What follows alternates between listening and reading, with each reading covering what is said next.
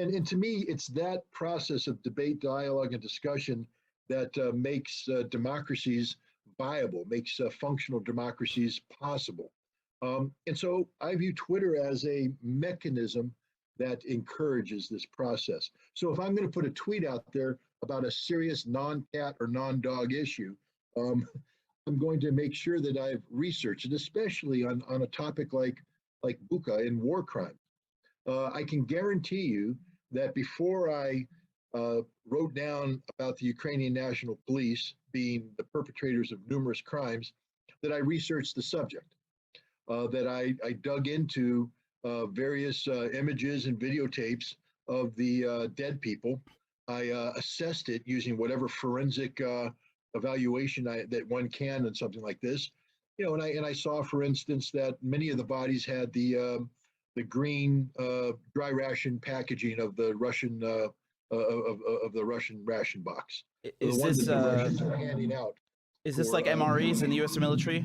Meals ready to eat? It's dry ration. Yeah, it's a ration pack. The Russian soldiers can get them, but they've also been used extensively to support humanitarian, civilians in need. You see the Russians in their trucks handing them out. I also noticed that many of the bodies had the white armbands on that signify people who are not a threat to Russia, and that the people that didn't have the white armbands had their hands bound behind their backs using the material that looked awfully like armbands that are no longer on their shoulder. So just a first brush, if someone said, okay, what is this scene telling you?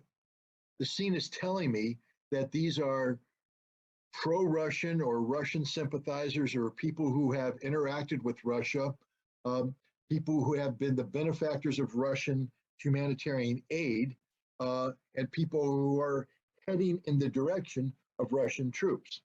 And so then you have to say, okay, who killed them? Well, I don't know by looking at that pictures, but if you're pro-Russian or Russian sympathetic, equipped with humanitarian aid provided by Russia, the odds are that the Russians didn't kill them. Now, that's not enough now to jump to the Ukrainian National Police, though. That's just setting the stage, the initial thought.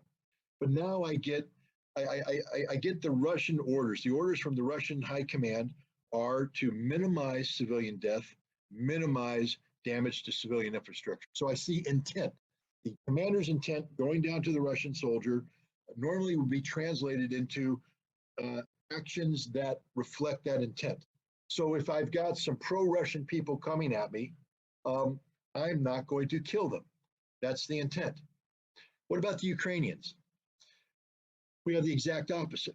We have the Ukrainian government calling anybody who collaborates with Russia, to include receiving these humanitarian care packages, are now classified as collaborators. And in the specific instance of Bucha, we have the Ukrainian National Police issuing a bulletin speaking of the cleansing of collaborators from Bucha on 1 April. We have a senior Ukrainian government official, a female, issuing instructions via social media, telling the citizens of Bucha that there is a police action taking place, a cleansing operation. Stay indoors, don't panic. He repeats this over and over and over again. And then we have videotapes that show these Ukrainian National Police, including some who are directly affiliated with Azov, actively hunting down and shooting people.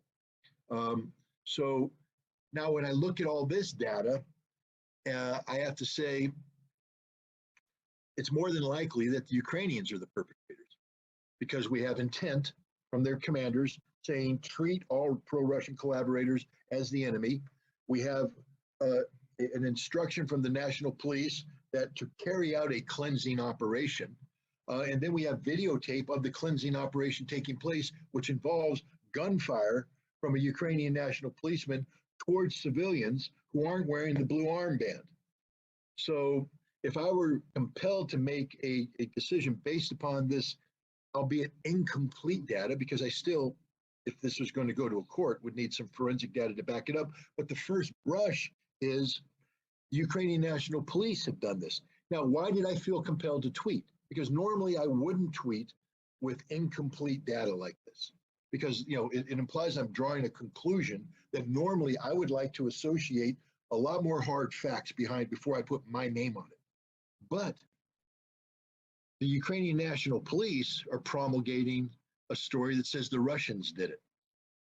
The Ukrainian government is putting forth a story that said the Russians did it. The Western media is putting forward a story that said the Russians did it. And then Joe Biden got out and said the Russians are doing it. They're war criminals. And so I felt compelled to put a counter narrative out there saying, no, it's the Ukrainian National Police who have committed these crimes. And Biden, and the reason why I picked on Biden is soon after he gave that speech, that announcement, the Pentagon came out and said, hey, buddy, we can't corroborate anything the Ukrainian government say. We're not saying it's false, but we're saying we can't say it's true. So the president of the United States is out ahead of its intelligence, meaning he's speaking. I won't use the word. He's just it's coming out from an orifice that isn't his mouth. And then so therefore, this from Reuters. I felt obliged to say, and again, I did the research. These words don't come lightly. I looked up the Nuremberg Tribunal. I looked up what a crime against humanity was. I looked for similar cases that were prosecuted against the Nazis, similar to what I believe the Ukrainian National Police did, and they constitute crimes against humanity. So that's what I said. I also looked up, there's a lot of Nazis that were hung by the neck until dead who never pulled a trigger, who never signed a document, ordering death. But they were perpetrators, they were collaborators, they were co-conspirators because of the actions they took. And one of the things is to shift blame away, to try and minimize the impact of the crimes, which is exactly what Joe Biden was doing. So I used my words very carefully, selected from the Nuremberg Tribunal based upon parallel cases that were prosecuted as war crimes. And so I didn't take it lightly. When I said this about Biden, it's because Biden's actions mimic those actions that were condemned as war crimes by the Nuremberg Tribunal.